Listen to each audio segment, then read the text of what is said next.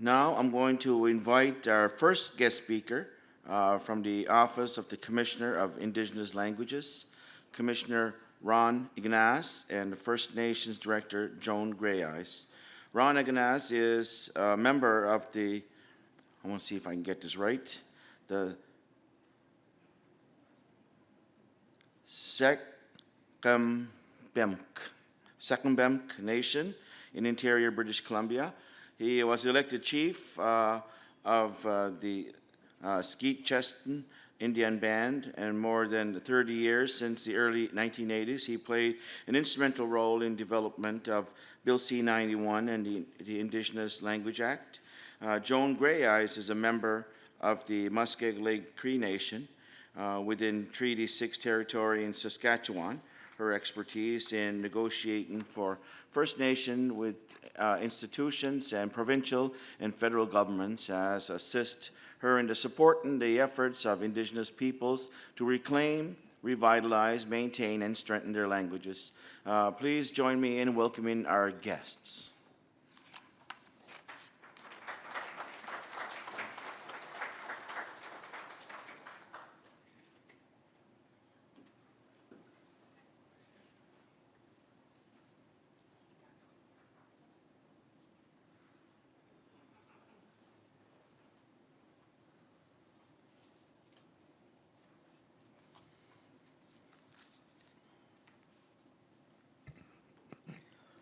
Wait,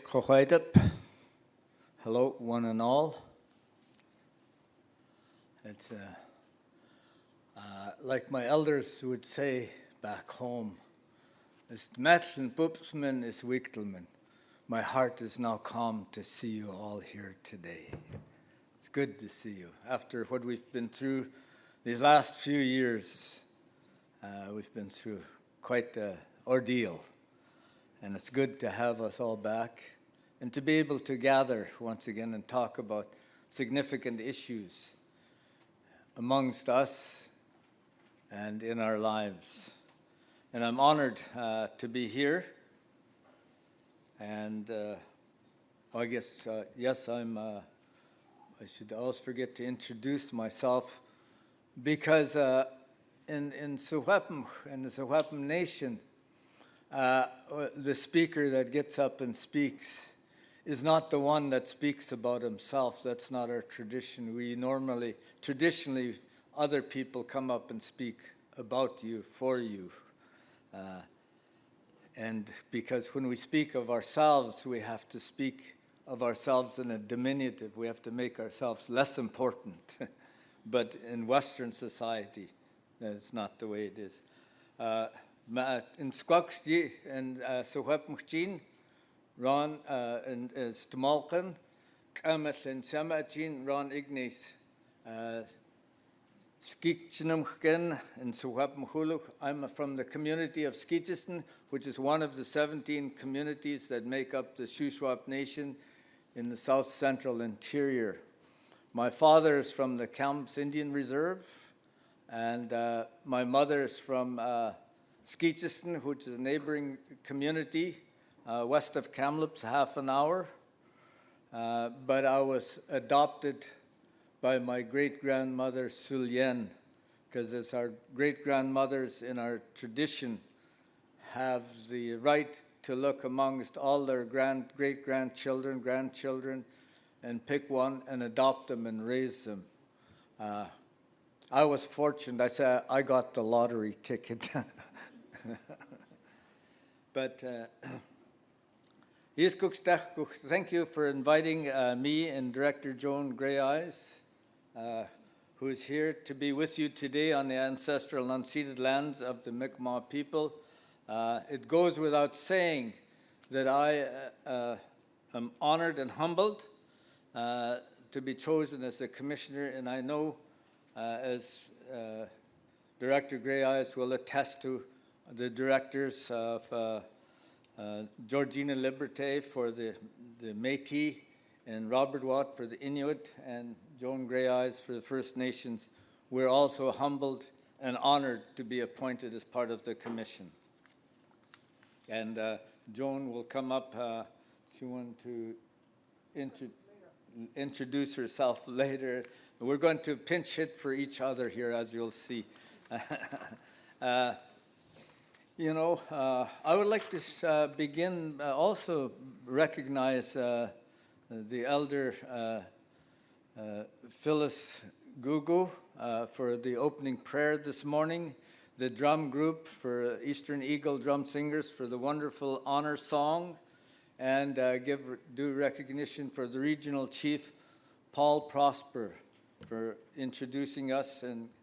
And I should also recognize the MC Dion Denny, the brother of Leroy Denny, who sat with me on the National Chiefs Committee on Languages, and I would like to raise my hands up for the good work he's done in terms of the legislation here in this region. So,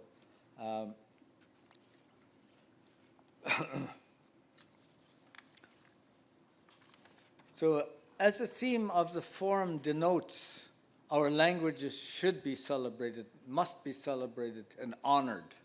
We should celebrate not only the diversity of our languages, but how for thousands of years our people have relied on our languages to give voice to our identity, to our spiritual beliefs, and our intergenerational transfer of our traditional knowledge through our creation stories.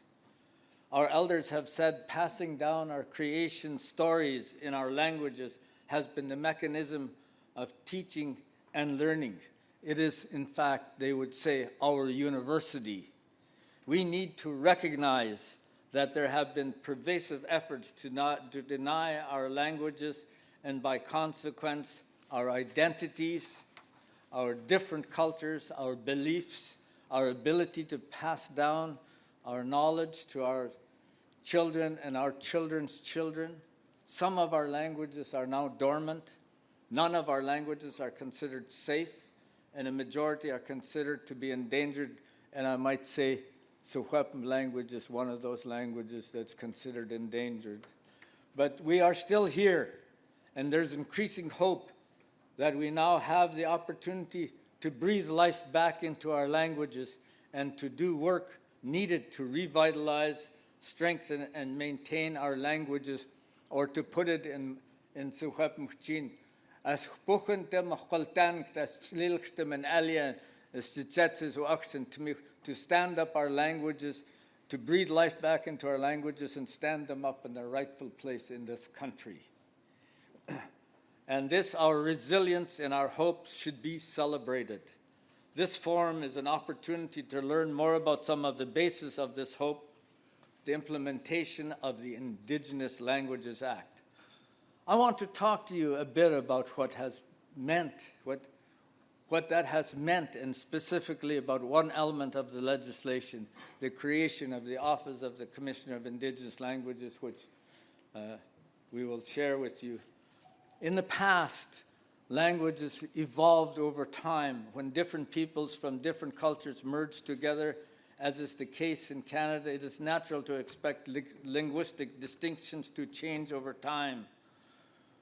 But as those of us gathered here today know all too well, the erosion and, in some cases, disappearance of Indigenous languages is not the same as the gradual displacement of languages that occur in other communities of newcomers throughout Canada.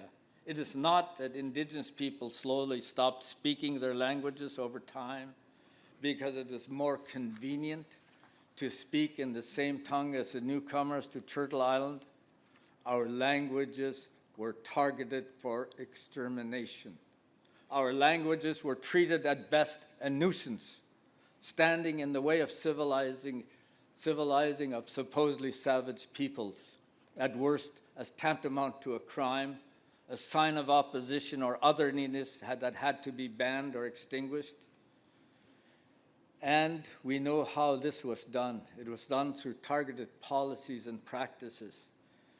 It was not just a single strategy of assimilation that relied on just one tool, but many tools: the forcible separation of our children from their families, homes, and communities, to residential schools, and through the 60s scoop, the banning of our ceremonies, the imposition of race-based legislation designed to oppress us, the institutionalized supremacy of English and French in government, in schools, in every aspect of life, and the outright denial of our rights as Indigenous peoples.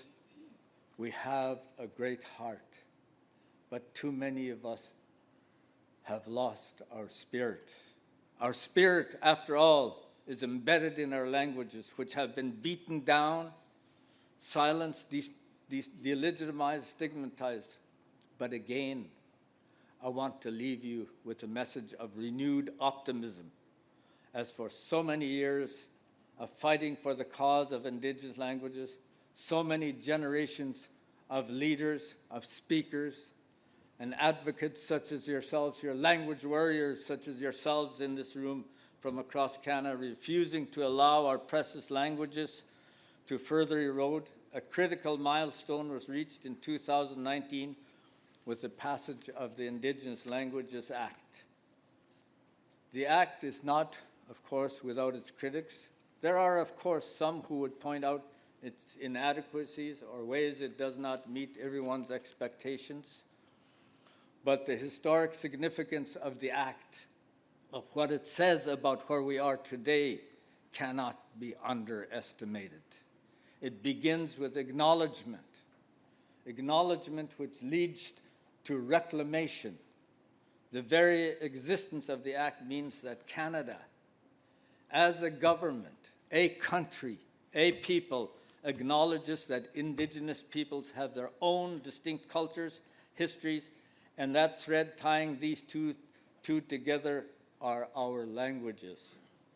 Through the actions of religious and state authorities over the course of generations, Indigenous peoples have been systemically oppressed, intentionally degraded, repeated, demeaned, and weakened.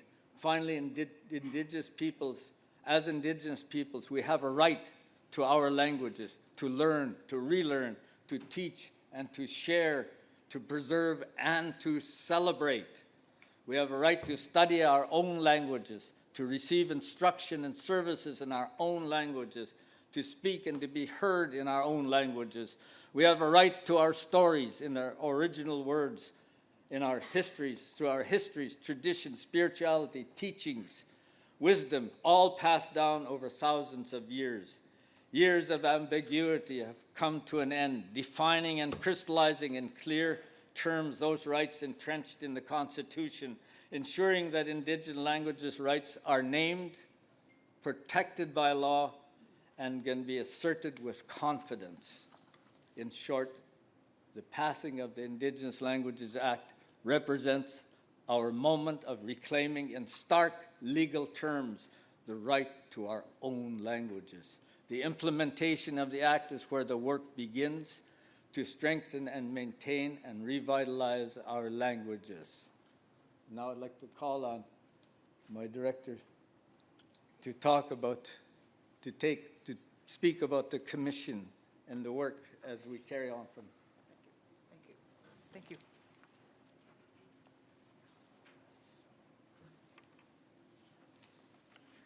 Thank you, Commissioner.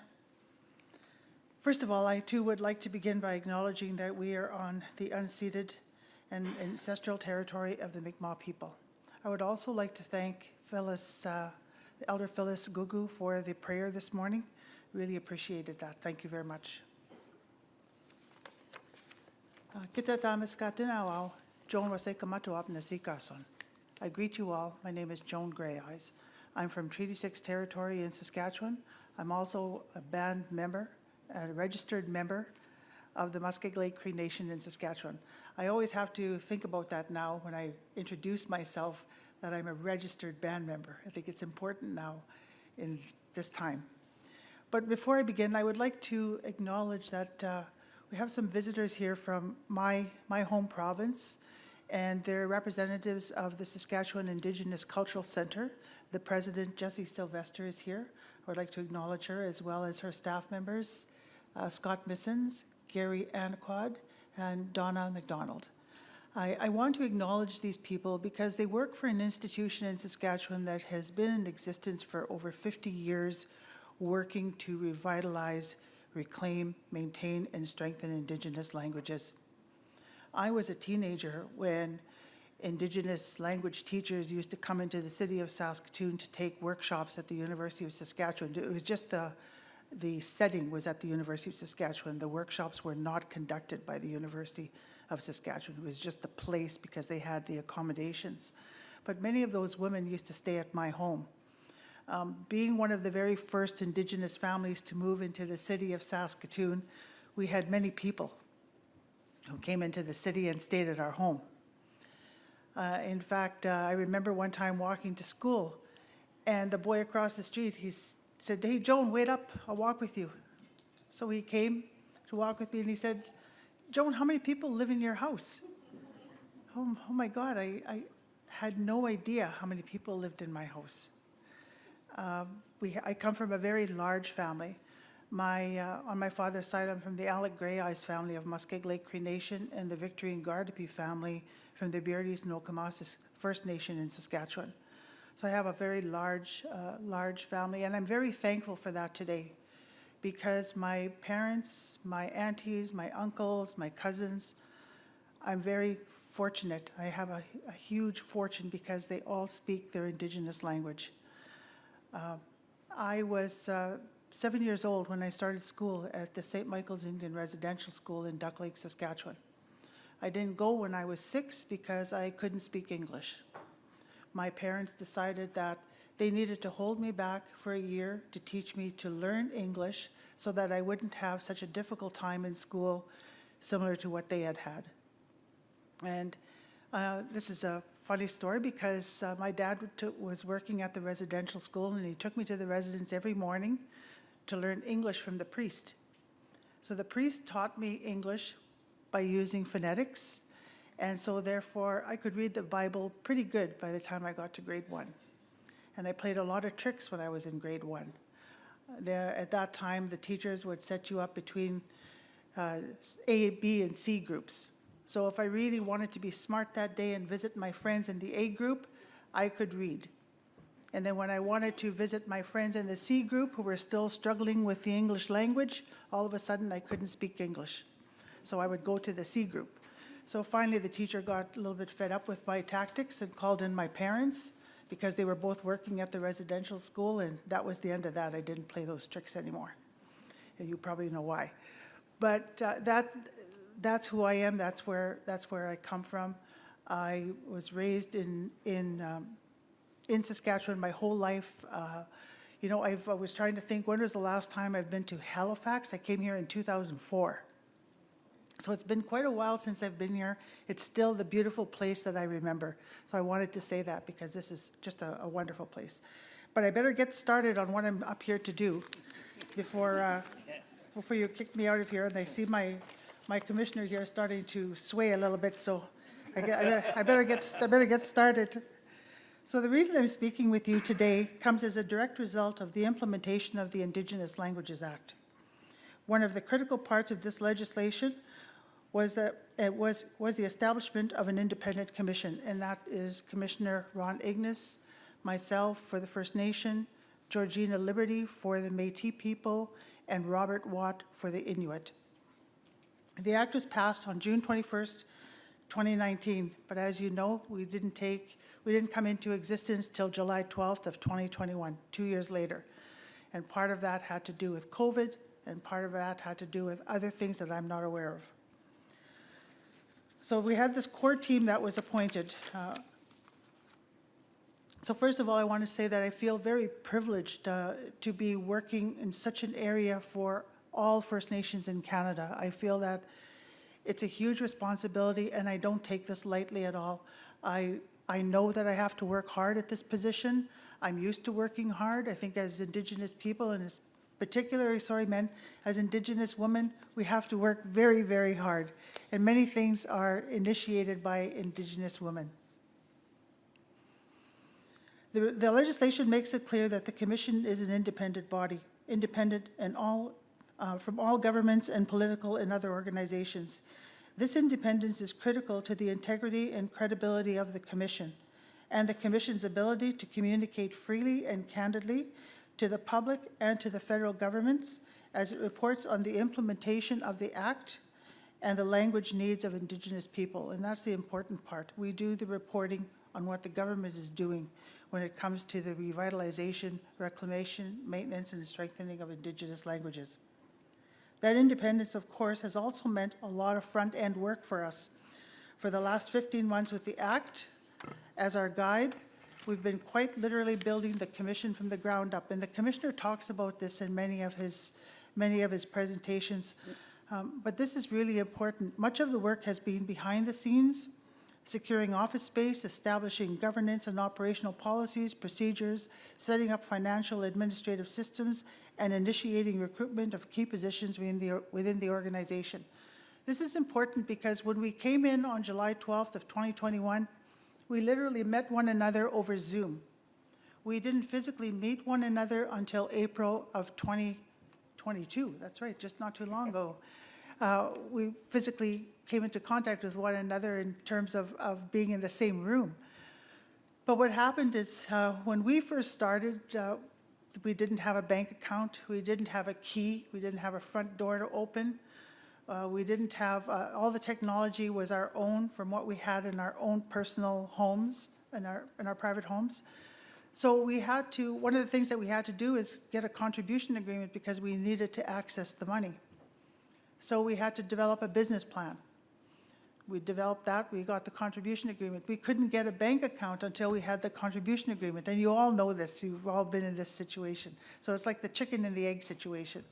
So anyway, we finally got a bank account, we had a contribution agreement, and then we started to, we had to find someone to do payroll.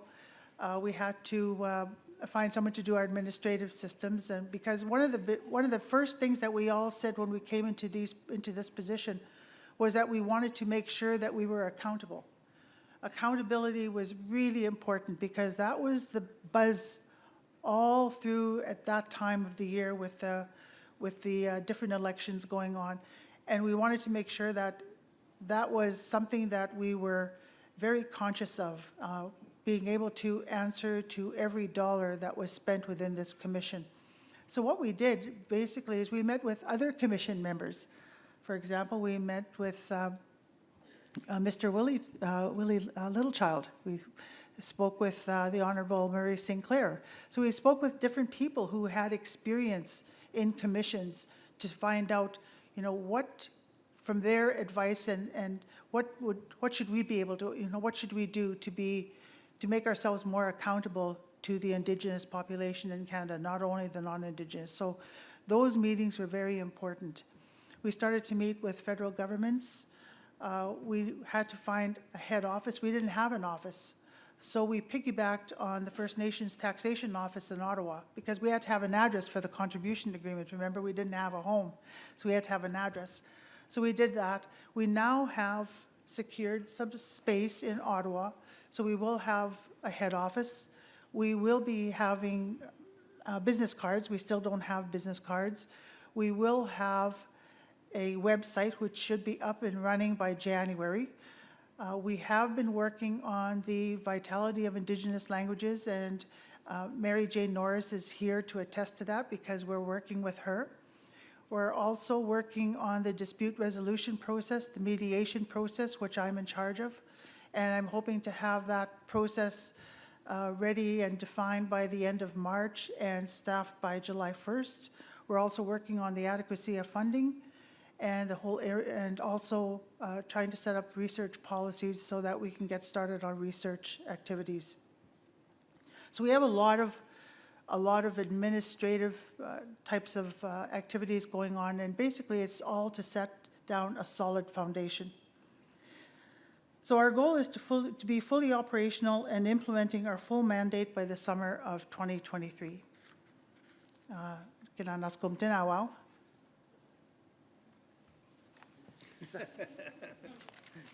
have to remember to do that.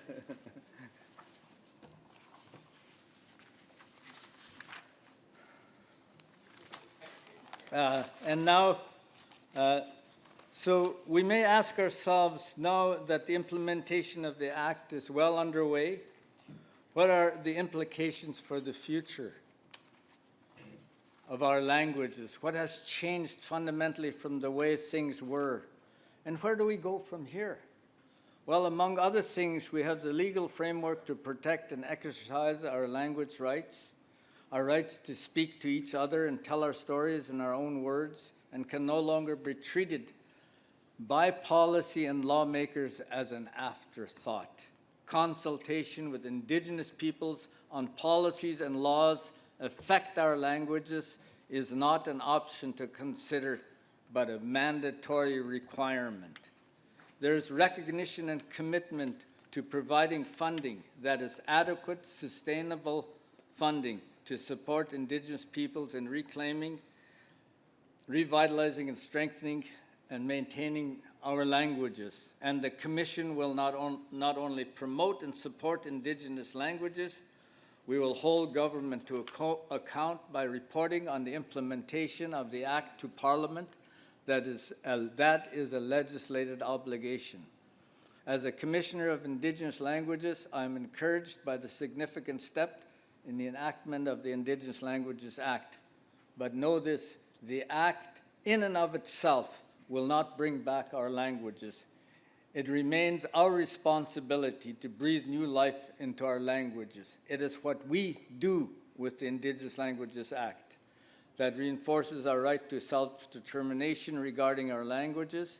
It's up to our people, our communities, our language speakers, advocates, and learners in our leadership to take control of the future of our languages. That represents both a welcome change and a daunting challenge.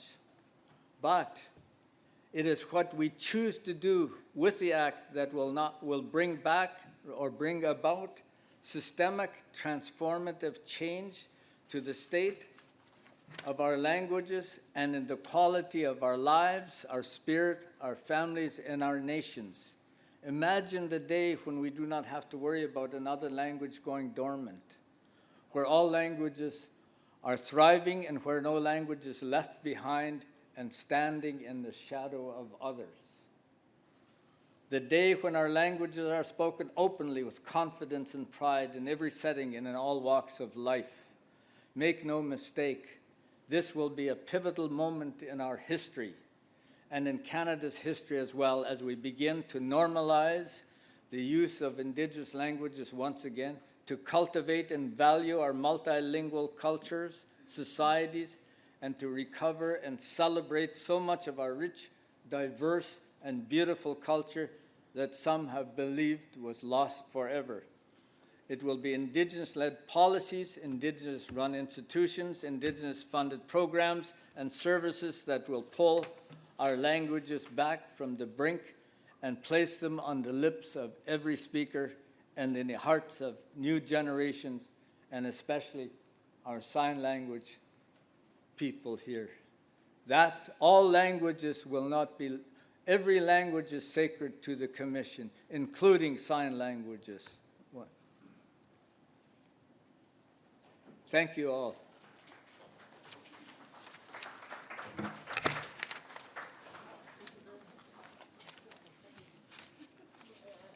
It is good to be among not just survivors of residential schools, but revivers of our Indigenous languages, laws, traditions, customs, and histories. Thank you all. Good day.